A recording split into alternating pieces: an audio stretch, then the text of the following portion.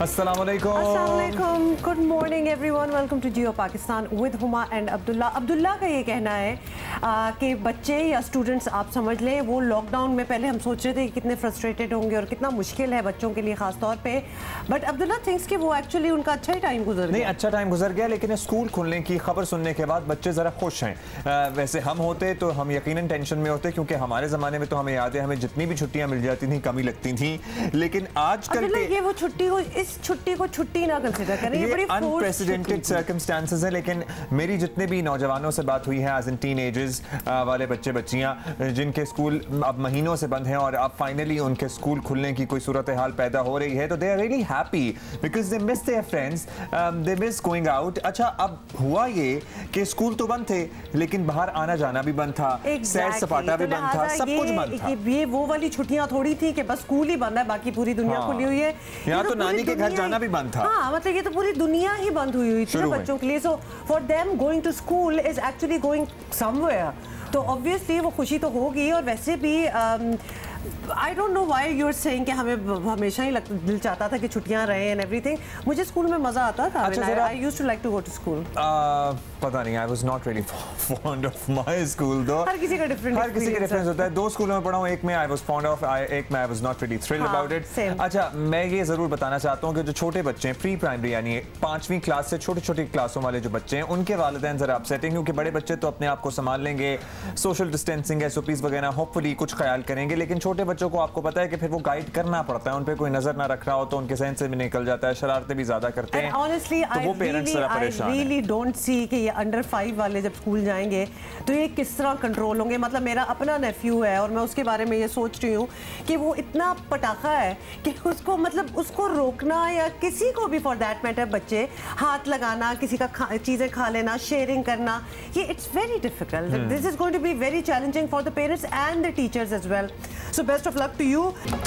हम थोड़ी सी तुर्की की सैर तो आपको कराएंगे, लेकिन उससे पहले जरा स्कूल्स रीओपनिंग की बात कर लें, क्योंकि हर घर में ऑलमोस्ट यही आजकल बात हो रही है। मुख्तलिफ मशवरे भी सामने आ रहे हैं, बाज़ वालिदैन परेशान हैं, बाज़ वालिदैन ने, ज़्यादातर वालिदैन ने सुख का सांस लिया है। वालिदैन ने तो सुख का सांस लिया ही होगा, लेकिन नहीं, वालिदैन को टेंशन भी है। There is a lot of work that needs to be done. मुझे जल्दी से पहले बता दें कि वो बच्चों के साइज के मास्क भी मिलते हैं ना? जी जी, मिलते हैं, बिल्कुल मिलते हैं। ठीक है, okay, I didn't know that. हालांकि मैंने देखे हैं, लेकिन मोस्टली ऑनलाइन बाहर लोगों ने पहने हुए हैं। मैंने पाकिस्तान में बच्चों के साइज के मास्क नहीं वैसे देखे। अच्छा जी, कोरोना एसओपीज के साथ मुल्क भर में स्कूल खोलने का फैसला हो गया है। आपको पता है, ये वफाकी वजीर तालीम शफकत महमूद की ज़ेर सदारत बैनुल सूबाई वुज़राए तालीम का इजलास हुआ। फैसला हुआ कि 15 सितंबर से तालीमी इदारे मरहलावार खोल दिए जाएं। 15 सितंबर से 9वीं 10वीं की क्लासें, कॉलेज और यूनिवर्सिटीज़ खुल जाएंगी। 6ठी से 8वीं तक की क्लासेस जो है वो 23 सितंबर 23 सितंबर, और प्री प्राइमरी और प्राइमरी क्लासेस 30 सितंबर से शुरू होंगी। 15 सितंबर को सारी यूनिवर्सिटीज़, सारे हायर एजुकेशन के अदारे और 9वीं और 10वीं क्लास जो है वो उसका इजरा हो जाएगा। 23 सितंबर को दोबारा जायज़ा लेने के बाद जो 6वीं से 7वीं 8वीं क्लास है उनको इजाज़त होगी। 30 सितंबर को प्राइमरी इंस्टीट्यूशंस जो हैं वो भी खोल दिए जाएंगे। कोशिश ये होगी कि उसको हम 2 शिफ्टों में या 2 दिनों में डिवाइड कर दें। 20 बच्चे एक दिन आएँ और 20 बच्चे अगले दिन आएँ। शफकत महमूद का कहना था कि बच्चों की मॉनिटरिंग करना ज़रूरी है। तमाम तालीमी इदारों में कोरोना एसओपीज़ नाफिज होंगे। तालीमी इदारों में हर 2 हफ्ते बाद टेस्टिंग और स्क्रीनिंग होगी। बज़ाहिर फैसले अच्छे हैं, लेकिन हुकूमत का असल इम्तिहान इस पर अमल कराना है। So that is the latest from education sector. वज़ीर तालीम पंजाब मुराद राज साहब ने हमें ज्वाइन किया है। पहले ज़रा उनसे बात कर लेते हैं, फिर दीगर वज़राए तालीम भी हमारे साथ होंगे। मुराद राज साहब, शुक्रिया। सबसे पहले तो आपसे ये जानना चाहेंगे कि तालीमी इदारे खोलने के फैसले पर आप लोग कैसे पहुंचे, क्या थॉट प्रोसेस था, और क्या कोरोना से मुतालिक आदाद शुमार जो इस वक्त हैं वो इतने इत्मीनान बख्श हैं तमाम जगहों पर, पर्टिकुलरली पंजाब के तमाम अजला में और लाहौर और बड़े शहरों में भी, कि सब रूटीन की तरफ जाया जा सकता है? देखें, ऑब्वियसली हमने सारी सिचुएशन देखी, और सिर्फ थोड़े पीरियड के लिए नहीं, पिछले कुछ काफ़ी हफ्तों से हम ये सिचुएशन देख रहे थे और उसको मॉनिटर कर रहे थे। और जब हमने रियलाइज़ किया कि हाँ जी, it's kind of safe right now to open schools and उसको स्टैगर करके खोलेंगे तो तभी इस फैसले पे सब पहुंचे इकट्ठे। ठीक है, ये भी बता दीजिएगा क्योंकि पंजाब के हवाले से हम आपसे इसलिए पूछ रहे हैं क्योंकि पंजाब मुल्क का सबसे बड़ा सूबा है और स्कूल्स कॉलेजेस की तादाद यहाँ सबसे ज़्यादा है, इसलिए आपके लिए ही ये सबसे बड़ा ऑब्वियसली चैलेंज होगा कि एक एक स्कूल कॉलेज यूनिवर्सिटी मदरसे में कोरोना SOPs पर अमल दरामद जो है वो यकीनी बनाया जाए। तो इसकी तैयारी कर ली है आपने? यू आर श्योर कि इंशाल्लाह जो भी आपने SOPs इन प्लेस किए हैं वो फॉलो भी होंगे और सब कुछ सही तरीके से खुल सकता है? देखिए जी, इसकी तो हमने तैयारी कर ली भी है क्योंकि मैंने प्राइवेट स्कूल्स के साथ भी मीटिंग्स की, ऑब्वियसली पब्लिक स्कूल्स के साथ तो हमारी मीटिंग सारा वक्त होती रहती हैं। मैंने बोर्डिंग स्कूल्स जो हैं उनके साथ भी की, जो 20 से ज़्यादा हैं हमारे पंजाब के अंदर, उनके प्रिंसिपल्स के साथ भी मीटिंग की।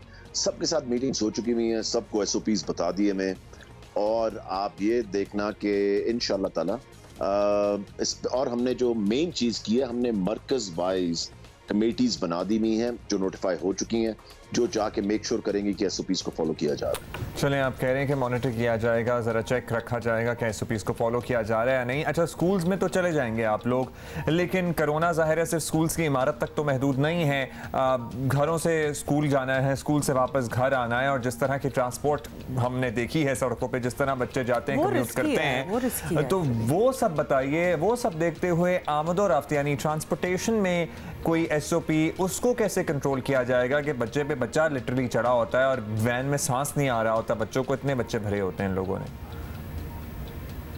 देखिए, इसके लिए जो हमने किया है कि 50% बच्चे एक दिन आएंगे और 50% बच्चे अगले दिन आएंगे। जो स्कूल का सेशन है वो 6 दिन का कर दिया गया है बजाय के 5 दिन के जो प्राइवेट स्कूल्स का होता था।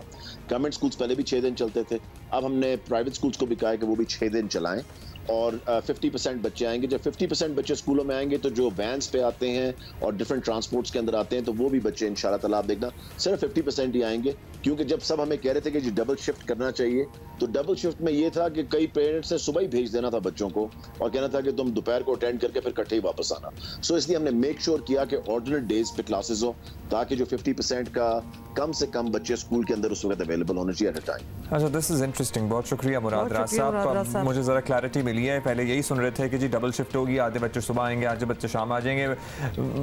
वो स्कूल्स के लिए भी ज़रा मसला हो सकता था, जाहिर है स्कूल्स को दोबारा दूसरी शिफ्ट रखनी पड़ती उस मामले के लिए, क्योंकि सुबह से जो आया हुआ है वो शाम तक तो नहीं पढ़ा सकता। अब आधे बच्चे एक दिन आएंगे, आधे बच्चे एक दिन नहीं आएंगे। सो स्कूल अगर बच्चे पहले 6 दिन या 5 दिन पढ़ाई के लिए जा रहे थे तो अब 3 दिन या 4 दिन जाया करेंगे। आप समझ रही हैं मेरी बात? 3 दिन ही जाएंगे ना, 3 दिन ही बेसिकली जाएंगे। आधे बच्चे एक दिन जाएंगे, फिर अगले दिन आधी क्लास आएगी, फिर अगले दिन वो जो पहले दिन आए थे वो आधी क्लास दोबारा आएगी। सो इस तरह चलेगा, लेकिन इसमें कोर्स खत्म कराना जरा चैलेंजिंग हो जाएगा, क्योंकि हम लोग जब रेगुलर स्कूल जाते थे तब भी लाले पड़े होते थे कि कोर्स किस तरह खत्म होगा। Obviously nothing is going to be easy, ये साल ही आसान नहीं रहा।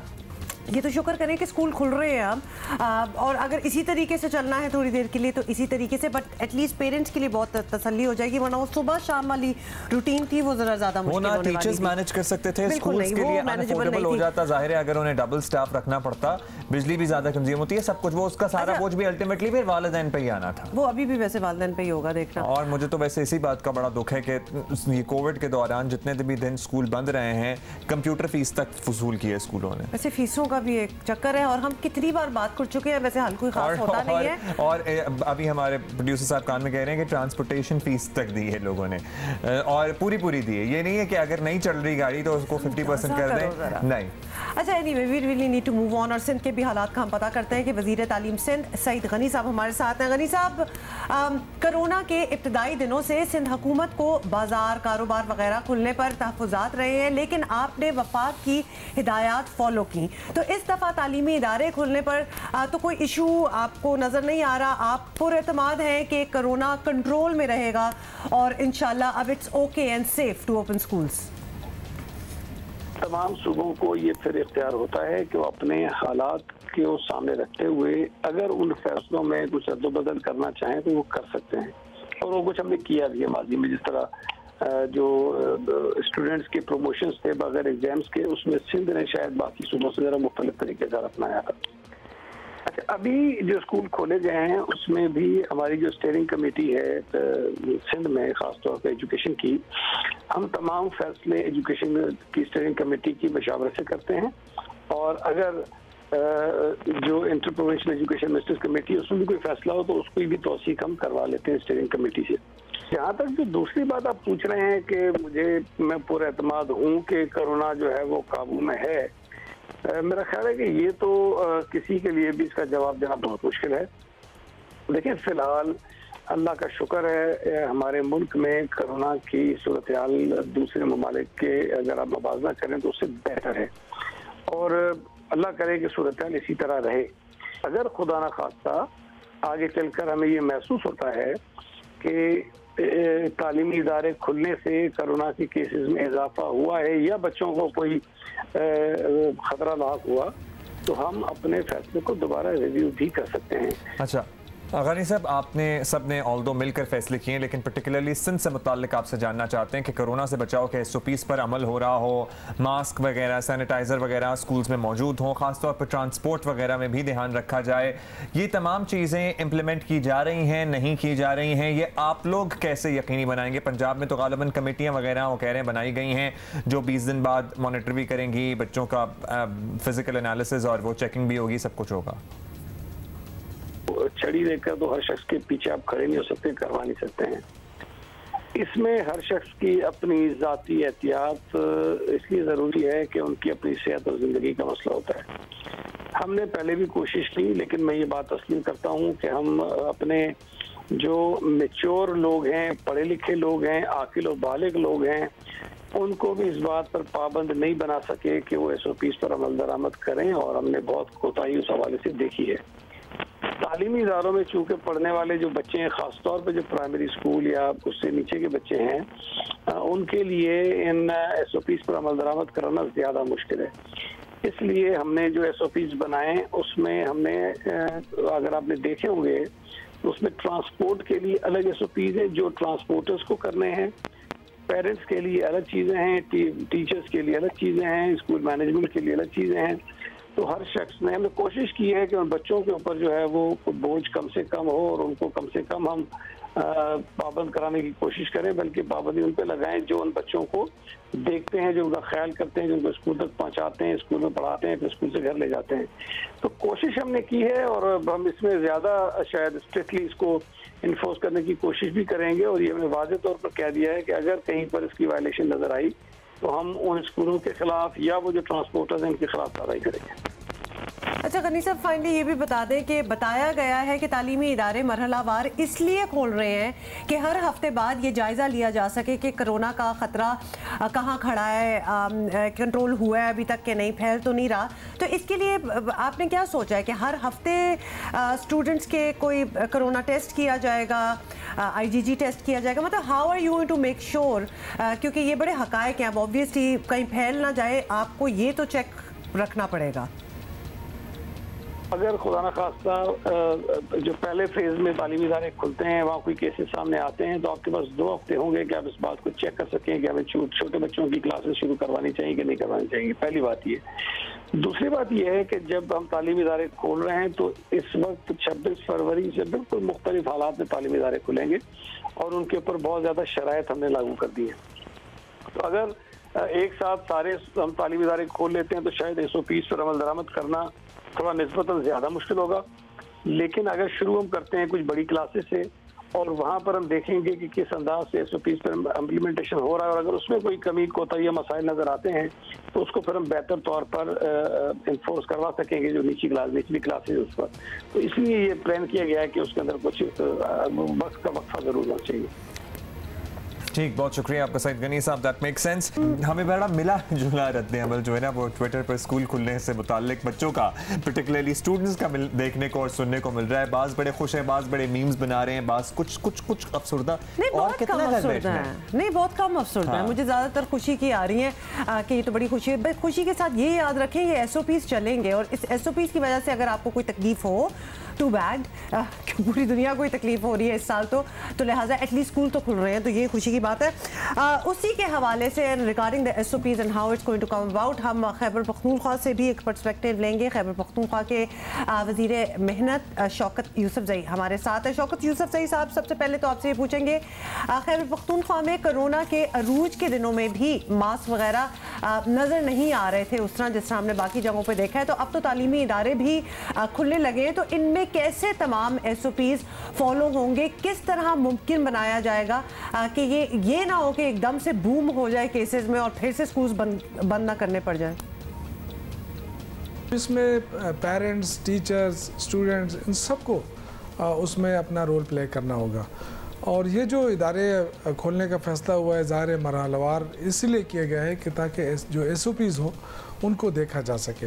ये नहीं कि हमने आज फैसला कर लिया कि जी तालीमी इदारे खोल दिए तो फिर आंखें बंद हो जाएंगे, ऐसा नहीं हुआ। ये आपको पता है हायर एजुकेशन तकरीबन 70 लाख स्टूडेंट्स हैं हायर एजुकेशन के अंदर, उनसे 15 सितंबर से ये खुल रहे हैं।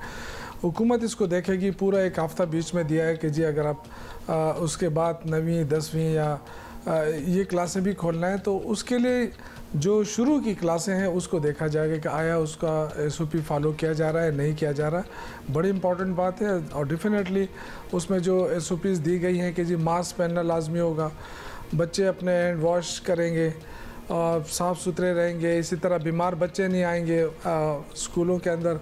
और जो सबसे इम्पॉर्टेंट बात है कि उनको बाकायदा तकसीम किया जाएगा, कैटेगरीज बनाई जाएंगी कि इतने बच्चे स्कूल में एक दिन आए, इसी तरह दूसरे कैटेगरी के बच्चे दूसरे दिन आए।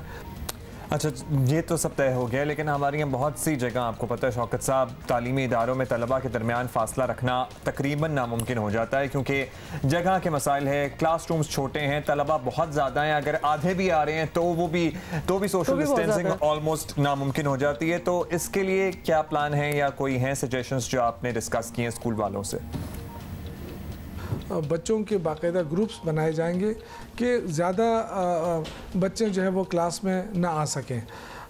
दूसरा ये कि जितने छोटी क्लासें होंगी उतने ज़्यादा ग्रुप्स बनेंगे।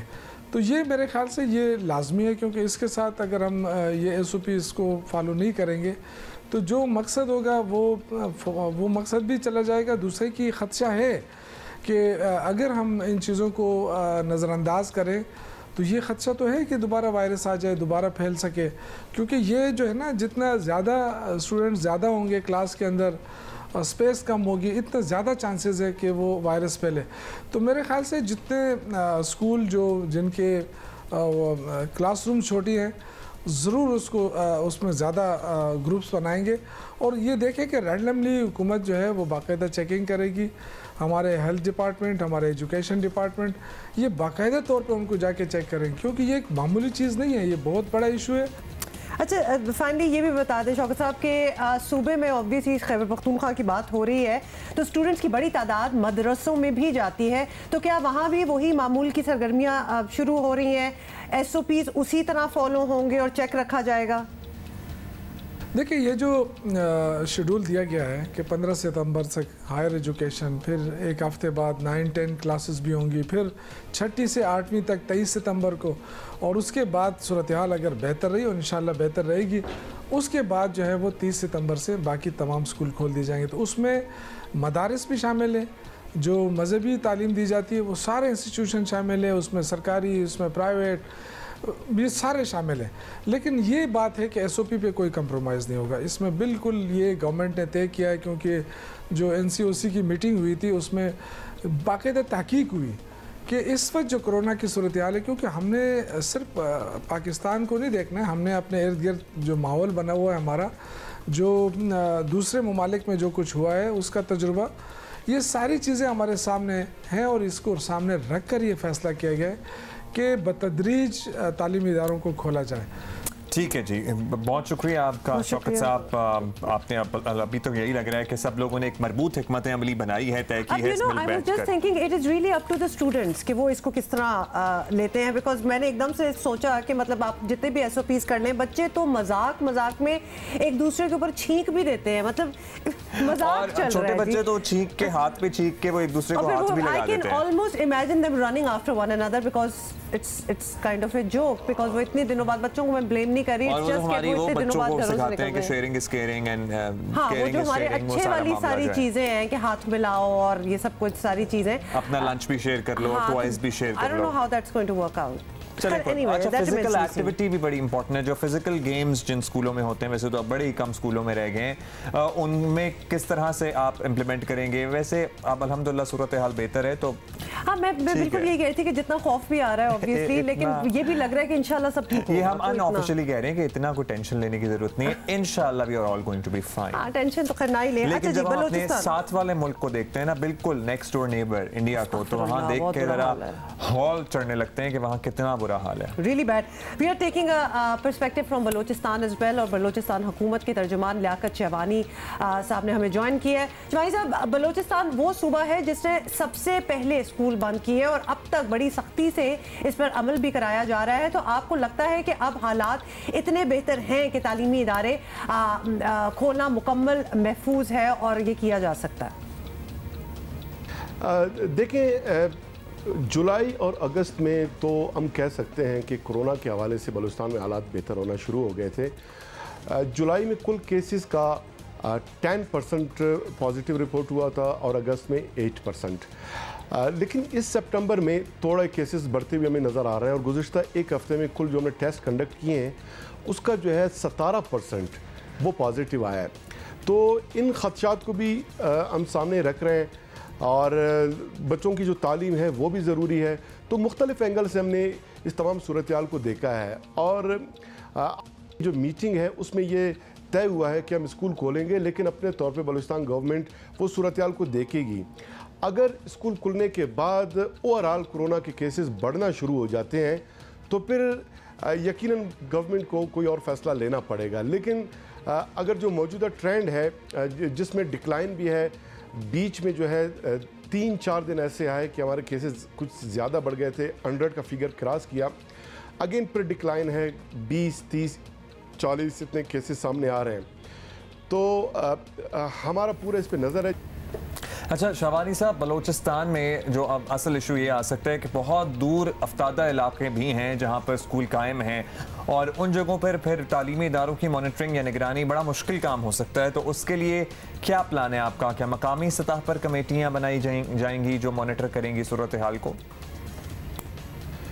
देखिए, मुश्किल काम है, ख़ुसूसन प्राइमरी की सतह पे रिस्पॉन्सिबिलिटी हमारे ज़्यादा है। कुछ ऐसे स्कूल हैं रूरल बलूचिस्तान में जहाँ पे पूरे स्कूल में 1 से 2 टीचर्स हैं, और 1 से 2 टीचर्स के लिए तमाम बच्चों को संभालना, उनको पढ़ाना, और फिर उनको सैनिटाइज़र फराम करना, मास्क फराम करना एक चैलेंज है। और ख़ुसूसन प्राइमरी की सतह पे हमने टीचर साहिबान को ये कहा है कि ज़्यादा बर्डन जो है उनके शोल्डर पे होगा प्राइमरी स्कूल का, क्योंकि पेरेंट्स घरों में होंगे, ख़ुसूसन रूरल एरियाज़ में, और फिर उस स्कूल में बैक वक्त उस्ताद उसका टीचर भी होगा, उसका पेरेंट भी होगा। इस हवाले से हमने जो क्लस्टर्स बना के पूरे बलूचिस्तान के तमाम टीचर्स को हमने ट्रेनिंग दे दी है, उनको समझा दी है, उनको तमाम फैसिलिटीज़ भी हम फराम करेंगे। साथ ही जो हमारे डिस्ट्रिक्ट एजुकेशन जो एडमिनिस्ट्रेशन है वो मुख्तलिफ स्कूल में वक्तन फ़वक्तन वहाँ पे जाके वो तमाम सूरत हाल का जायज़ा भी लेते रहेंगे। तो इसको मेक श्योर करने का हमने बिल्कुल इस पर कोई कमिटमेंट, कोई कंप्रोमाइज़ हम नहीं करेंगे, और इसीलिए फेज़ वाइज हम स्कूल को मुश्किल काम तो यकीनन है। बहुत शुक्रिया आपका, लियाकत शहबानी साहब हमारे साथ मौजूद थे। लेकिन मुझे इस बात से बड़ी मैं अलार्म्ड हुई हूँ कि इनके केसेस जो हैं बलूचिस्तान में, वो जिस तरह शहबानी साहब बता रहे हैं 17% बढ़े हैं, तो as they were going down तो वो बढ़ते भी गए हैं। पॉजिटिविटी जो है वो 17% रही है, पहले 10 थी, फिर उन्होंने कहा कि फिर वो कम हो गई, और फिर अब जो लास्ट चेक हुआ है उसमें 17%। बट होपफुली अब जो सूरत हाल है ना वो कंट्रोल में ही रहे, और हम लोगों को भी एहतियात करने की ज़रूरत है। कभी कभी हम भी ये मास्क जो है ना लगाना भूल जाते हैं, लेकिन नहीं होना चाहिए ऐसा। बड़ी ही मुझे बड़ा अच्छा लगता है जब ख़वातीन जो होती हैं वो बिल्कुल डिफरेंट फील्ड में जाएं, और हमारे यहाँ तो बहुत ऐसी फील्ड्स हैं अभी भी जो कि शायद फील्ड्स इतनी डिफरेंट नहीं होंगी लेकिन ख़वातीन नहीं है उनमें। तो समन जुल्फ़िकार जो है वो पाकिस्तान में नई तारीख रकम करने वाली ख़वातीन में शुमार होती हैं, और वो पाकिस्तान क्रिकेट में पहली खातून मैच रेफरी हैं। How about that? वेरी और आपको बताएं कि वो इस साल भी डोमेस्टिक क्रिकेट सीजन के रेफरी पैनल में वाहिद खातून मैच रेफरी हैं। और इस बारे में हमें तो बताया है किसने, सुहेल इमरान हमारे कॉरेस्पॉन्डेंट हैं। He has made a special report on her, so हम सब देखते हैं। और Saman, we are very proud of you already. Let's watch. एक बेटी की मां समन जुल्फ़िकार अपने ससुराल वालों के साथ जिला कसूर के मशहूर कस्बे इलाहाबाद में रिहाइश पजीर हैं।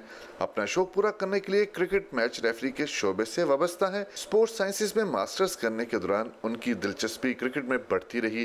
उन्होंने तालीम के दिनों में क्रिकेट तो खेली, लेकिन अंपायरिंग कोर्स के बाद रेफरीशिप की तरफ आ गईं। मुझसे पहले कोई फीमेल रेफरी नहीं है, सो मुझे ये एजाज़ मिला है और मैं बहुत खुश हूँ इस बात से कि मैं फ़र्स्ट फीमेल हूँ। मैच रेफरी समन जुल्फ़िकार का अगला हदफ PSL और इंटरनेशनल मैचेस सुपरवाइज करना है। इंटरनेशनल लेवल पे जाके मैं जो है पाकिस्तान को रिप्रेजेंट कर सकूं, और एज वेल मैं PSL में आना चाहती हूं अगर मुझे PCB अपॉर्चुनिटी देगा। समन जुल्फ़िकार कहती हैं कि ससुराल वाले हौसला अफजाई करते हैं, फैमिली में से कोई फर्द मैच। सबसे अच्छी बात होती है कि जब बच्चियों की, लड़कियों की शादियां हो जाती हैं और ससुराल वाले भी सपोर्टिव होते हैं ना, तो विच इज़ ग्रेट। सपोर्ट बहुत ज़रूरी है। अच्छा, ये जो ताज़ा वाक़यात का हम तस्करा कर रहे थे ना टॉप स्टोरी में, कराची का वाक़या, फैसलाबाद का वाक़या, और मुबैना तौर पर मुलव्विस फैसलाबाद के वाक़े में जो 2 मुल्ज़िमान थे वो हलाक भी हो गए हैं एक मुबैना पुलिस मुकाबले में। लेकिन we have to yet see for more details. ये वाक़यात कब रुकेंगे? सवाल ये पैदा होता है हर हफ्ते, ऑलमोस्ट हर हफ्ते नहीं तो एवरी ऑल्टरनेटिव वीक ये हमारे पास वाक़या रिपोर्ट हो रहा होता है। और हम बात कर रहे हैं कि 5 साल की बच्ची, 4 साल का बच्चा, 3 साल की बच्ची, 14 साल का लड़का, 14 साल का लड़का, जिसमें तो मैं शौक में चली गई हूँ। इतना बड़ा बच्चा ज्यादती की, ज्यादती के बाद कत्ल कर दिया। ये कब रुकेगा मामला? हमने ज़ैनब के वाक़े में फांसी देकर भी देख लिया। क्या किया जाए? सरेआम फांसी दी जाए, इन्हें इबरत का निशान बनाया जाए और कोई सज़ा हो। और जब इसके बारे में, इन चीज़ों के बारे में कोई नहीं बात करता था तब भी होता था। अब इसके बारे में बात करें ताकि लोगों को सेंसिटाइज किया जाए, तब भी हो रहा है। पता है ये कोई दिमागी कोई प्रॉब्लम है, कोई लिटरली एक होता है ना कि एक कड़ी जो आपकी क्रोमोसोम्स की थोड़ी सी ऑफ हो चुकी होती है और फिर आप पागल हो चुके हैं, ये वो वाली चीजें हो रही हैं। Because how can you even, तो फिर ये जो ज़हनी फतूर है, ये पागलपन जो है, ये तो बहुत बड़े पैमाने पर फैल चुका है। इसको तो पता नहीं कैसे ठीक किया जाएगा। कहना भी Abdullah, it's very very simplifying things कि तो बहुत ही आसान है जी, पागल इसको जा रहे तो नहीं, ये इस तरह नहीं है। They know what they are doing. अच्छा, आपको बता दें कि हम किस चीज़ के बारे में बात कर रहे हैं। कराची और फैसलाबाद के वाकयात बता रहे हैं कि बच्चों से ज्यादती का मसला जू का तू है। बच्चों के तहफ़्फ़ुज़ के लिए हर सतह पर कोशिशें तेज करना होंगी। कराची के इलाके ईसा नगरी की कचरा कुंडी से 5 साला बच्ची मरवा की लाश मिली थी। मेडिकल रिपोर्ट्स में बच्ची को ज्यादती के बाद कत्ल किया गया, ये बताया गया मेडिकल रिपोर्ट्स में। और मजीद तफ्तीश के लिए बच्ची की लाश से नमूने लिए गए हैं। पुलिस ने लाश मिलने के मकाम से 11 अफराद को हिरासत में भी ले लिया है। पुलिस पहले ही 2 अफराद को हिरासत में ले चुकी थी, तो ये भी हुआ था पहले। तमाम अफराद का DNA कराया जाएगा। दूसरी जानिब फैसलाबाद में 14 साला लड़के को अगवा किया, ज्यादती के बाद कत्ल कर दिया। 14 साला जैन को 1 सितंबर को अगवा किया गया था। पुलिस ने CCTV में मुगवी को मोटरसाइकिल पर साथ ले जाने वाले सज्जाद ढोलकी को हिरासत में लेकर पूछगछ की, तो उसने साथी की मदद से ज्यादती और कत्ल करने का एतराफ किया। अब ये इत्तलात हैं कि पुलिस पार्टी जैन से ज्यादती और कत्ल में गिरफ्तार मुल्जिमान साजिद ढोलकी और अल्लाह रखा को असलहे की बरामदगी के लिए लेकर जा रही थी, जिन्हें छुड़ाने के लिए 8 मुल्जिमान ने पुलिस पार्टी पर हमला किया। मुबैना मुकाबले में जेर हिरासत 2 मुल्जिमान और 2 हमलावर हलाक हो गए। मरने वाले हमला आवर आबिद हुसैन के खिलाफ 41 और खालिद के खिलाफ 43 डकैती और इस्मत तरीके यानी कि रेप के मुकदमा दर्ज थे। So this is happening around us. मुकदमा दर्ज थे और माशाल्लाह दर्जनों। तो क्या वो फिर कैसे रहे होते हैं लोग? मतलब कि अभी तो हमने सिर्फ अभी पूरा 50 तुम्हारा 50 नहीं हुआ तो जाओ तुम और कर लो। वो व्हाट इज दिस? जहाँ आपको पता है कि ये क्या बंदा कर रहा है तो आप उसको अंदर करें। और केसेस ऐसे होते हैं जहाँ ये सजाएं काट के आ जाते हैं और उसके बाद इनको कोई नहीं देख रहा होता और ये दोबारा से उन्हीं क्राइम्स में मुलव्विस होते हैं और इस किस्म के वाकयात रिपोर्ट होते हैं। तो हमारा तो पूरा का पूरा हमारा निज़ाम दुरुस्त होने की ज़रूरत है कि ये लोग, ये नॉन बेलेबल ऑफेंसेस होने चाहिए, ये कैसे छूट जाते हैं लोग? और एक दफ़ा भी अगर कोई पकड़ा जाए ना ये करते हुए तो फिर that is too much, even once is too much, let alone कि आप उसको जाने दें और वो 50 और 100 की पूरी सेंचुरी बनाए अपना। There is a lot we can say, क्योंकि ये ऐसी चीज़ें हैं जिसमें आप टीवी में बैठे हो या किसी ड्राइंग रूम में बैठ करके बात कर रहे हो, आपका गुस्सा जो है वो कंट्रोल नहीं होता। अच्छा, बच्चों को भी नहीं छोड़ा है। डायरेक्टर साहिल हमारे साथ मौजूद हैं, मुनीज़े बानो, बहुत शुक्रिया मुनीज़े। कराची फैसलाबाद के वाक़यात देखें, पहले भी हम साहिल के कितने रिप्रेजेंटेटिव से बात कर चुके हैं, या साहिल की वो रिपोर्ट जिसमें बताया गया है कि रवां साल के पहले 6 माह में तकरीबन 1500 बच्चों से ज़्यादती के वाक़यात सामने आए हैं। ज़्यादातर वो हाईलाइट हो जाते हैं जिनमें बच्चों को ज़्यादती के बाद कत्ल भी कर दिया जाता है। क्या आपका डेटा, आपकी रिसर्च अब तक क्या बता रही है, क्या वजह है कि ये वाक़यात नहीं कम हो रहे हैं या नहीं रुक रहे हैं? देखें जी, वाक़यात रुकने का तो बहुत से मुख्तलिफ एलिमेंट्स होंगे ना, कि आपकी लॉ इन्फोर्समेंट कितनी अच्छी चल रही है, आपके सपोर्ट कितनी मिल रही है विक्टिम फैमिलीज़ को, ये तो बहुत से पहलू होते हैं। बात जो मैं कह रही हूँ, जो मुझे अब सामने नज़र आ रहा है, क्योंकि कराची का भी आया है और फैसलाबाद की तो बहुत बड़ी कंसर्न है मुझे कि ये अगर हम अपने 19 का रिपोर्ट देखें, क्योंकि अभी 20 का तो निकलेगा एंड ऑफ द ईयर, ये तो हम सिर्फ एक मोटा एनालिसिस करते हैं 6 महीने का जो आपने रिकॉर्ड किया है। अगर आप 19 में देखें तो 70 cases of abduction, gang rapes, gang sodomy and pornography। अब ये जो इजाफा pornography का हो रहा है ना, this is extremely dangerous, क्योंकि ये फिर एक बहुत बड़ा वो डार्क वेब का हिस्सा सामने आता है, सिलसिला सामने आता है। एंड ये जो इंक्रीज होते जा रहे हैं with pornography, for me that is a very big concern, क्योंकि ये बहुत बड़े माफियाज होते हैं फिर, और इनके बहुत पैसा बन रहा होता है, सो इनको तोड़ना भी मुश्किल होगा। But they are I think increasing, because जिस तरह के पहले अगर मैं देखूं ओवर द इयर्स, क्योंकि हम इतने सालों से ये देख रहे हैं, तो इतने भयानक चीज़ें नहीं हो रही थी बच्चों के साथ। सेक्सुअल अब्यूज हो जाता था and that was it. Now the kind of torture, murders, burning, ये एक बहुत नया पहलू शुरू हुआ है। सो मेरी तो ये बड़ी कंसर्न है। वी ग्लैड कि आपने मेंशन किया है कि पहले सेक्सुअल अब्यूज होता था, वो वहां तक मामला रुका हुआ था, अब ये ईंटें मार के कत्ल कर देते हैं इनको, बिल्कुल डिस्पोज ऑफ ही कर देना। लेकिन मुनीज़े आपसे ये भी पूछना चाहते हैं कि ऐसा क्यों हो रहा है, मतलब ये चीज़ें बढ़ क्यों रही हैं? क्योंकि बच्चों के हकूक़ के तहफ़्फ़ुज़ के लिए मुल्क भर में कितने कई सरकारी गैर सरकारी NGOs कितने इदारे हैं जो काम कर रहे हैं, लेकिन बच्चों के साथ इस जुल्म का सिलसिला रुक नहीं रहा। और आप खुद भी कह रही हैं कि ये बढ़ ही रहा है, इसकी क्या कहूँ, नंबर्स बढ़ रहे हैं और उसके बाद इसकी एक्सटेंट बढ़ रही है। तो इन सारे इदारों का प्राइमरी काम फिर क्या रह गया है? देखें, आप समझते हैं कि 2-4 इदारों का काम से ये रुक सकता है, पूरी दुनिया में नहीं रुकता। आप कहीं भी मोस्ट डेवलप्ड कंट्रीज में ले लें, जहाँ पे उनके बहुत बड़े नेटवर्क, सेफ्टी नेटवर्क्स हैं, तो फिर भी नहीं रुकता। उनके गवर्नमेंट्स भी टोटली उसको सपोर्ट कर रहे होते हैं, फिर भी नहीं रुकता। सो ये कहना कि जी ये इदारे हैं तो ये क्या कर रहे हैं, ये तो बड़ी अनफेयर बात है।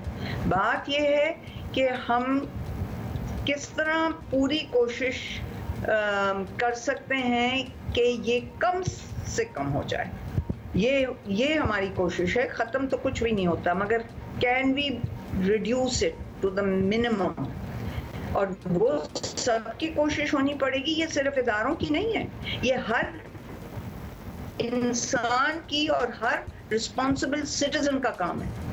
और हर एक को अवेयरनेस, इसीलिए तो हम इतना देते हैं। लोग समझते हैं अवेयरनेस क्या है जी, अवेयरनेस क्या है कि जी ये नहीं होना है, आपने प्रोटेक्ट करना है बच्चों को, आपने कैसे बच्चों के साथ डील करना है, यही तो हम कोशिश करते हैं कि हर जगह पहुंचाएं ये मैसेज। तो इसमें मीडिया का भी बहुत बड़ा रोल होना चाहिए। अच्छा, अब ये बताइएगा कि अब बच्चों से ज़्यादती जैसा जुल्म तो नाकाबिले बर्दाश्त है, इस नासूर को हम माशरे से ख़त्म करना चाहते हैं, हुकूमतें, माशरा हम क्या करें? हम यहाँ शोज कर लेते हैं, हमने ज़ैनब वाक़े में देखा मुल्जिम को इबरतनाक सज़ा भी हो गई, लेकिन अब हम क्या करें? कैन वी जस्ट से वो ज़ैनब का वाक़या एक सिंबल बन गया था, उसके बाद कितने दर्जनों वाक़यात हो गए हो चुके हैं, not that it stopped anything. उनको भी हमें उसी तरह वही इबरतनाक सजाएं जो है ना, उन वाक़यात के बारे में भी हमें रिपोर्ट करनी चाहिए थी, लेकिन प्रॉब्ली वो बस एक ज़ैनब का वाक़या था जिस पे पूरा मुल्क साथ खड़ा हो गया था, तो उसको सज़ा जल्दी हो गई। अब बताएं कि क्या कर सकते हैं हम सब लोग? हर बंदे की रिस्पॉन्सिबिलिटी है कि वो बच्चों को तहफ़्फ़ुज़ दे, बजाय इसके कि उनको नुकसान की तरफ भेजें। जब आप घरों में नहीं ख्याल रखेंगे वो एक नुकसान है, जब आपके पॉपुलेशन पे कोई कंट्रोल नहीं है वो एक नुकसान है, जब आपके पास इतने सपोर्ट सिस्टम्स नहीं है उन बच्चों के लिए, उन फैमिलीज के लिए, फिर वो भी नुकसान है। तो ये तो सारी चीज़ें जब तक नहीं इकट्ठी होंगी तो ये तो नहीं हो सकेगा कि इनकी कोई रिडक्शन हो केसेस में। सभी की रिस्पॉन्सिबिलिटी है, पता नहीं, टू बी वेरी ऑनेस्ट ये वो मकाम है कि अब जो वाक़यात, ये मेरा तो दिमाग माउफ हो जाता है। I can not think about it कि कैसे रोकेगा, कौन रोकेगा। वज़ीर आज़म साहब, आपको इस बारे में खुसूसी तौर पर सोचना चाहिए। How can you look at a child and think anything else?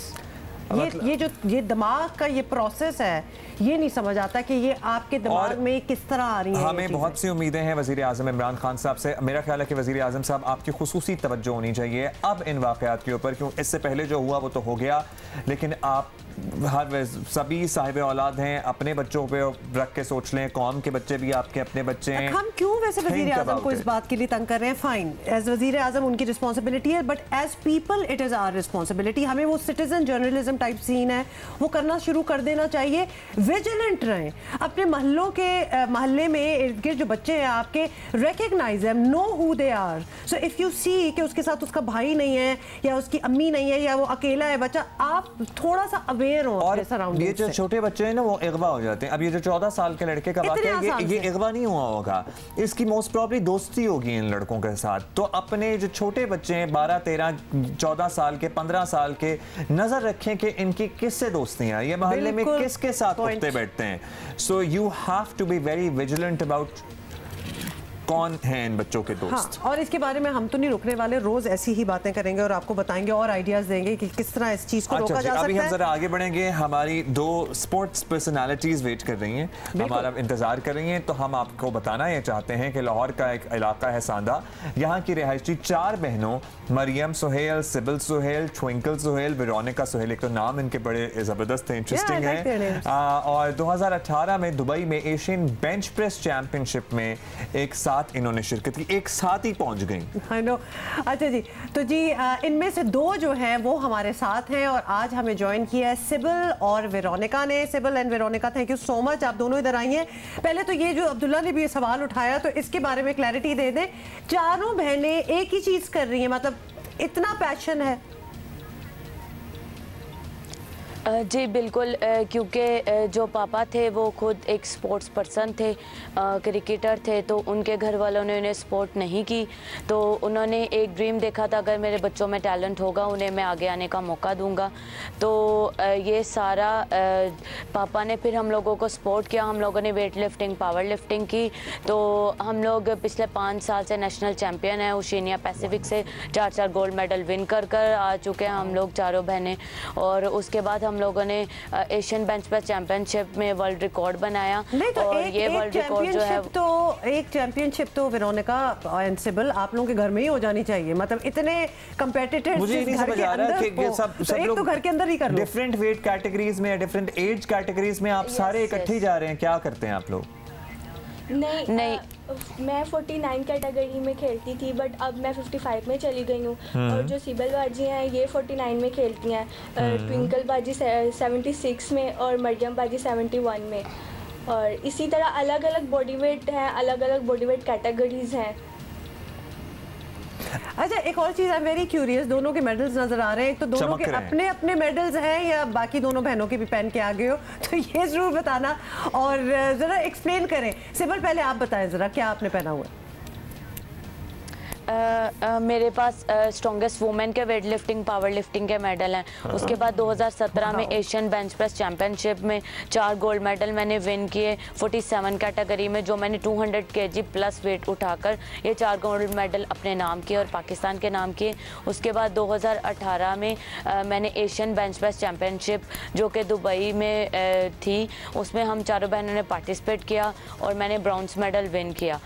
और हम इस वर्ल्ड रिकॉर्ड का सारा क्रेडिट जो है वो ड्रीम जो है वो मेरे कोच मलिक राशिद ने देखा था, क्योंकि उन्होंने सारी रिसर्च की कि पूरी दुनिया में सगी 4 बहनें किसी भी गेम में नहीं हैं, तो वो काफ़ी देर से इसके ऊपर रिसर्च कर रहे थे, हम लोगों को ट्रेन कर रहे थे। तो 2018 ट्रेनिंग के बारे में हम यकीनन आपसे जानना चाहते हैं। आपने अपने कोच का नाम लिया, बड़ी ज़रूरी बात है, अपने उस्तादा को क्रेडिट देना चाहिए। ये आप सब लोग चाहती थी वाकई, चारों की चारों का एक ही पैशन था या चले 3 का पैशन था और एक को धक्के से डाल दिया? वेरोनिका आप बताएं। ये बताओ जरा वेरोनिका।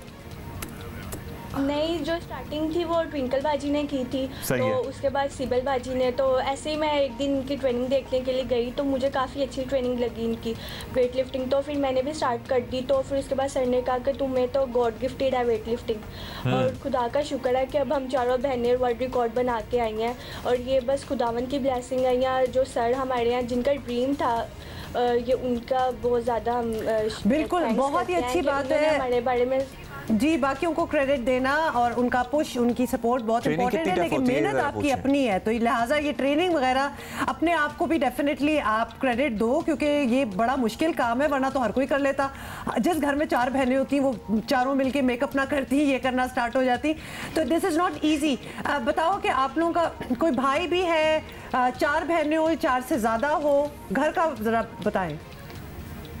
हम 4 बहनें वेट लिफ्टर हैं, और जो भाई है सबसे बड़ा वो साइकिलिस्ट है, और जो छोटा भाई है वो साइकिल ट्रिक करता है 3 सेकंड में से साइकिल में से और अपनी बॉडी में से टायर निकाल लेता है। ये उसकी पूरी दुनिया में एक रिकॉर्ड है, ये कोई नहीं करता। और साथ में भाई साइकिलिस्ट है और हम चारों बहनें वेट लिफ्टर हैं, और मैं साथ ही मैं एथलेटिक्स भी करती हूँ, साइकिलिंग भी करती हूँ। एक ट्विंकल बाजी जो हैं वो कबड्डी करती हैं, रोइंग करती हैं। मैं कंफ्यूज हो गया हूँ इस मौके पर, मैं ज़रा परेशान हो गया, कंफ्यूज हो गया। माशाल्लाह इतना टैलेंट एक ही फैमिली में। आप लोग की एक तो ट्रेनिंग बताएं, कितनी ट्रेनिंग होती है, कितने घंटे आप लोग ट्रेन करते हैं, because this is a very tough job. और दूसरा ड्रीम क्या है, क्या ओलंपिक्स में पाकिस्तान को रिप्रेजेंट करना है, क्या सोचा है? सिबिल आप बताइए। जी बिल्कुल, हम लोग 2 घंटे मॉर्निंग ट्रेनिंग करते हैं, उसके बाद 4 घंटे शाम को ट्रेनिंग करते हैं, और हम लोगों का ड्रीम तो यही है कि हम लोगों को सपोर्ट की जाए और ज़्यादा से ज़्यादा सपोर्ट की जाए, ताकि हम लोग ओलंपिक, कॉमनवेल्थ और एशियन लेवल पे तो हम लोगों ने पार्टिसिपेट कर लिया, अब हम लोग ओलंपिक में और वर्ल्ड रिकॉर्ड जो है वो वर्ल्ड पे जाकर दोबारा बना सकें। बड़ा ही अच्छा ड्रीम है, और मुझे बिल्कुल लग रहा है आप दोनों को देखते हुए और जो आप अपनी बहनों की और भाइयों का जिक्र कर रहे हैं, तो बिल्कुल लगता है अचीवेबल ड्रीम है। वरना हम जैसे लोग बैठ के इस किस्म की ड्रीम भी नहीं करते ना, क्योंकि बहुत दूर है हमसे, but for you it looks कि बहुत अचीव हो सकता है। जब आप बाहर मुल्कों में जाते हैं और ऑब्वियसली इतने और खिलाड़ी बाकी मुल्कों से आए होते हैं, तो किससे ज़्यादा, सबसे ज़्यादा कॉम्पिटिशन फील होता है कि इसको तो हराना ही हराना है? वेरोनिका आप बताएं। इंडिया के साथ ज़्यादा होता है, और हाल ही में जो हमारा एशियन बेंच प्रेस चैम्पियनशिप जो हुई है 2018 में, तो उसमें मेरा जो ज़्यादा कंपटीशन हुआ था वो इंडिया के साथ था, और मैंने इंडिया को हरा के गोल्ड मेडल लिया, और ये काफ़ी ज़्यादा टफ कंपटीशन हुआ था। और इंडिया को हमारा होता है कि ज़्यादा हम इंडिया को के साथ फाइट करें और उससे गोल्ड मेडल लिए, और खुदा का शुक्र है कि मैंने उसको ही हरा के और मैंने गोल्ड मेडल लिया। चलें, वो तो फीलिंग ही और होगी ना जब इंडिया को हरा के आप गोल्ड मेडल जीत जाएं। हाँ। अब ये बताइएगा कि जब आप बाहर जाते हैं, आपको अपनी ट्रेनिंग और उनकी ट्रेनिंग जो वर्ल्ड स्टैंडर्ड ट्रेनिंग है उसमें कोई फ़र्क नज़र आता है? और यहाँ पे जो इदारे हैं, जो फेडरेशंस हैं, आपको मज़ीद सपोर्ट चाहिए या आप मुतमईन हैं उनके किरदार से? जी बिल्कुल, मैं ये बात बताना चाहूँगी कि उनकी ट्रेनिंग 20 से 25 साल की है, जबकि हम लोगों की 5 साल की ट्रेनिंग है। तो आप खुद ही देखें, अगर उनको उनकी गवर्नमेंट इतना सपोर्ट कर सकती है, उनको जिम्नेजियम बनाकर दे सकती है, तो हम लोगों का अभी तक कोई भी ऐसा जिम नहीं है। तो अगर हम लोगों को प्रॉपर जिम जो है वेट लिफ्टिंग का एक क्लब बनाकर दिया जाए, जो कि प्रॉपर वुमेन का क्लब हो, तो उसमें अगर हम लोग ट्रेनिंग करें तो हम लोग क्या क्या अचीव कर सकते हैं। बिल्कुल कर सकते हैं, इसमें कोई डाउट नहीं है। अभी उसके बगैर भी माशाल्लाह मैं तो कहती हूँ जहाँ ये चीज़ें नहीं भी हैं तो आप लोगों ने कितना अचीव कर लिया। बहुत शुक्रिया आज हमें ज्वाइन करने का और बहुत बहुत आपको मुबारक हो। एंड वी नो कि हम आपसे जल्दी दोबारा बात करेंगे क्योंकि आप लोगों ने रुकना नहीं है इधर, तो I am sure more medals are on their way. और चूंकि अब ये 4 बहनें, यकीनन ये यूनिक ही बात है, अब जो इदारे हैं वो इनको मजीद सपोर्ट करें। अगर जिम्नेजियम नहीं है, जो कि वो कह रही हैं कि सिर्फ खवातीन का पावर लिफ्टिंग वेट लिफ्टिंग का जिम्नेजियम नहीं है, तो इस पर फौरी तौर पर काम शुरू होना चाहिए क्योंकि हमारी लड़कियों में टैलेंट की तो कमी नहीं है, ये तो हमें पता है, लेकिन सपोर्ट सिस्टम अभी भी थोड़ा और बेहतर होना चाहिए। अच्छा, फिर वो एक होता है ना, अगर आप जगह बना दें, जिम वगैरह बना दें, तो फिर आप फिर इंतजार में बैठते हैं कि अब आएंगे लोग और यहाँ इस किस्म की चीज़ें होंगी। यहाँ तो लोग बैठे हुए हैं, they are waiting for such facilities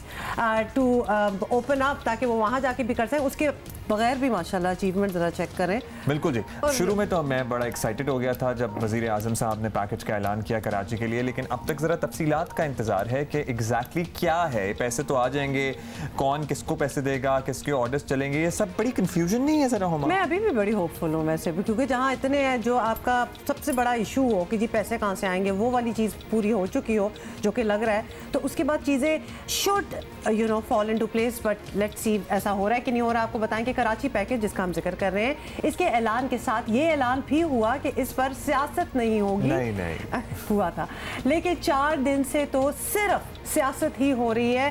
क्या इस दफ़ा भी कराची वाले जो हैं वो हाथ मलते रह जाएंगे, ये बहुत बड़ा सवाल है। वज़ीर आज़म इमरान खान का कहना है सियासी बदइंतज़ामियों के बायस कराची के हालात बदतरीन हुए।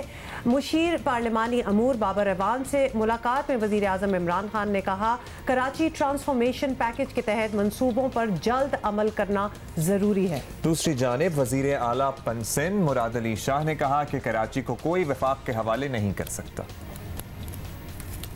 वफाक के हवाले किया जाए कराची को, उसके अलावा ये तासुर दिया जा रहा है कि कौन कह रहा है? ये जो सवाल आपने किया है ना, मैंने कहा है कि हिम्मत कैसे होती है किसी की ये बात करने की, मेरे सामने तो करे। आप सवाल कर रहे हैं, आपकी अपनी बात नहीं है, कोई कह के तो देखे। तो ये चीज़ें आप छोड़ेंगे यार, मैं तो हूँ, सिंध की आवाम छोड़ेगी। कराची मजाक थोड़ी है, कराची सिंध का कैपिटल है, कराची सिंध का हिस्सा है। 1100 अरब में से 362 अरब रुपए जो है वो तकरीबन वफाकी हुकूमत का शेयर है और तकरीबन कोई 750 अरब जो है वो सूबाई हुकूमत का, सिंध हुकूमत का शेयर है। चंद दिन पहले वफाकी वज़ीर इत्तलात शिबली फराज ने साफ कहा था कि वो सिंध हुकूमत पर एतमाद करने को तैयार नहीं है, उन्हें पैसे देने तो दिए तो आवाम पर खर्च नहीं होंगे। ये ऑल्दो इस पैकेज की अनाउंसमेंट से पहले की बात है, लेकिन हम थोड़ा रिमाइंडर आपको दिखाना चाहते हैं कि ये फ़ज़ा है। मुझे मानना पड़ेगा कि ट्रस्ट डेफिसिट है सिंध हुकूमत में और फेडरल हुकूमत में, और उसकी जिम्मेदार प्रोविंशियल हुकूमत है। खरबों के, जिस तरह मैंने कहा कि फंड्स दिए गए थे उनके NFC अवार्ड में, लेकिन वो नज़र नहीं आते हैं। एक ऐसा मैकेनिज़्म बना है जिसमें कि इम्प्लीमेंटेशन पे हमें अब तसल्ली है कि इसमें एक थर्ड पार्टी होगी या कोई ग्रुप ऑफ पीपल लोग होंगे। अच्छा, ये गुज़श्ता रोज़ की बात है, लेकिन इससे पहले वो ये कह चुके थे कैटेगोरिकली कि पैसे होते भी तो इनको ना देते। ये अल्फाज ये पहले की बात थी। अच्छा जी, आपको ये भी बताएं कि कराची पैकेज का ऐलान हुए 3 दिन हुए हैं और इस दौरान सियासी पॉइंट स्कोरिंग और इल्ज़ामात की भरमार जारी है। कराची के हालात ज़ार बेहतर कैसे बनानी है, ये पता नहीं अच्छा, इस बात हुई है कि नहीं हुई। डेप्यूटी ब्यूरो चीफ कराची जियो न्यूज़ तारिक बिन सिद्दीकी हमारे साथ मौजूद हैं। तारिक भाई, हम सब पुरुमीद तो हैं जाहिर है, लेकिन जब ये हालात हो, ऐसा लग रहा था कि बस ज़बरदस्ती ये सारे आके बैठ गए, किसी चीज़ पे इत्तेफाक हो गया, अनाउंसमेंट हो गया, उसके बाद इनके आपस के मसले, डिफरेंसेस, फिर क्लियर प्लान ऑफ एक्शन क्या है कि कहाँ से शहर को कैसे कैसे ठीक करने, ये सारी बातें तो अभी बहुत दूर लगती हैं।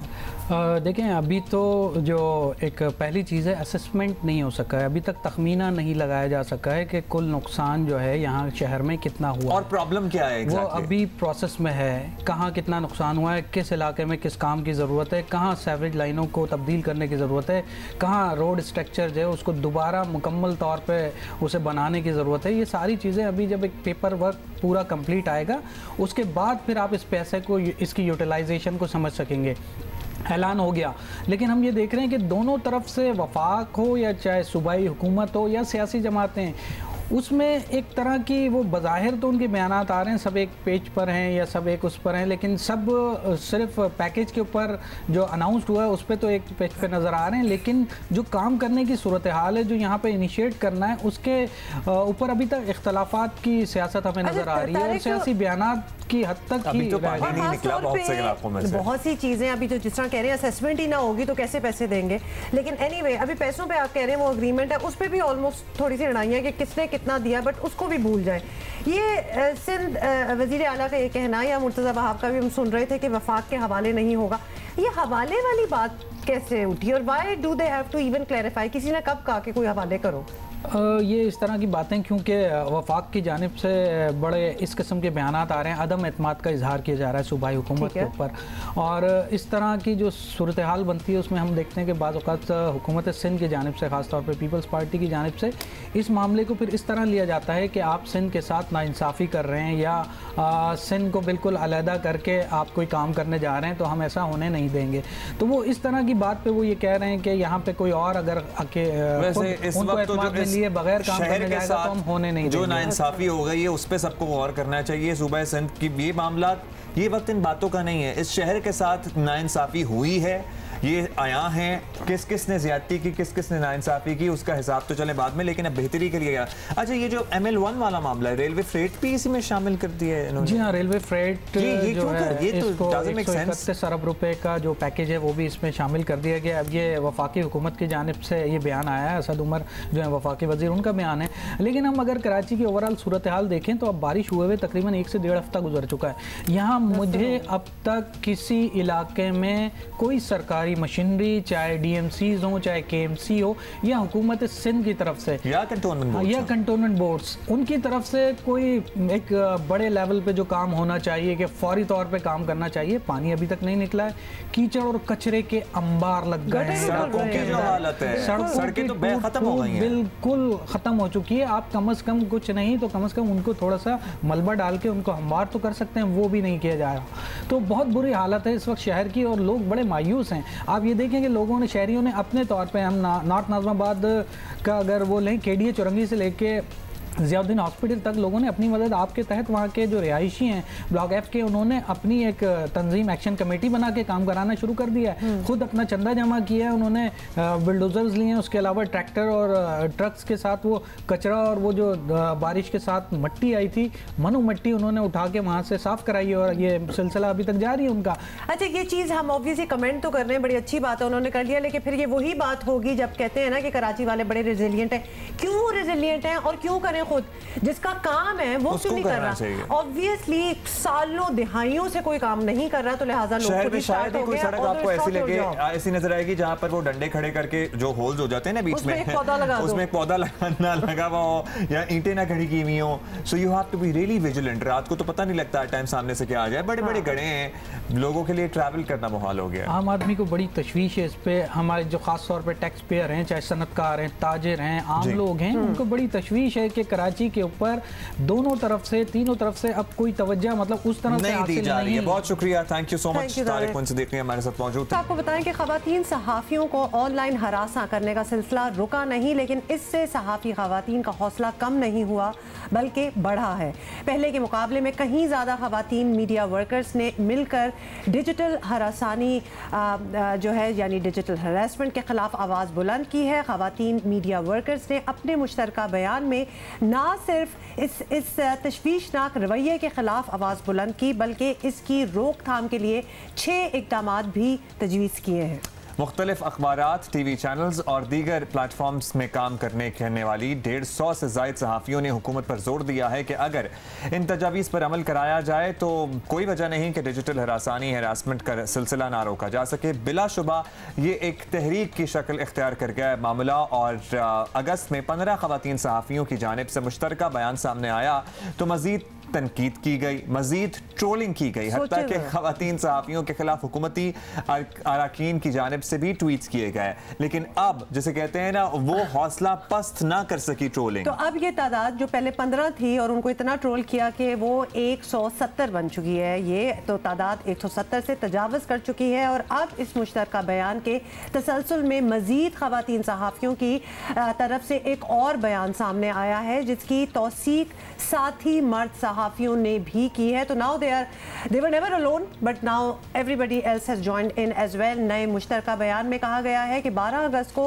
पहले बयान की तौसीक की जाती है और मीडिया में काम करने वाली खवातीन को जिस किस्म की ट्रोलिंग और बेहूदगी का सामना है, वो अखलाकियात के तमाम जो है स्टैंडर्ड्स उनको नेगेट करते हैं, तमाम इक़दार को मजरू करते हैं। और ऐसे हमलों का निशाना मीडिया में काम करने वाली खवातीन हैं, जो अक्सर ऐसे मसाइल पर रिपोर्ट करती हैं जिसमें किसी सियासी जमात से मुताल्लिक़ तनकीद शामिल होती है। इसमें वो सहाफ़ी भी शामिल हैं जो हुकूमती या किसी सियासी जमात की किसी पोजीशन से इख्तलाफ रखते हैं, और कुछ केसेस में पार्टी लीडरशिप ऐसे इक़दामात की हौसला अफजाई भी करती है। खवातीन सहाफ़ियों ने अपने बयान में कहा है कि वफाकी और सूबाई हुकूमतों के सोशल मीडिया सेल्स का मैंडेट बताया जाए जो टैक्स पेयर्स के पैसों से चल रहे हैं। बात यह है कि किसी को तकलीफ ना होती अगर इंडिविजुअल सतह पे कोई तनकीद की जा रही होती, यहाँ पर वो एक कैंपेन की सूरत इख्तियार कर लेती है। हरासमेंट के एक नहीं फिर एक जैसी कई ट्वीट्स और कई मैसेजेस और कई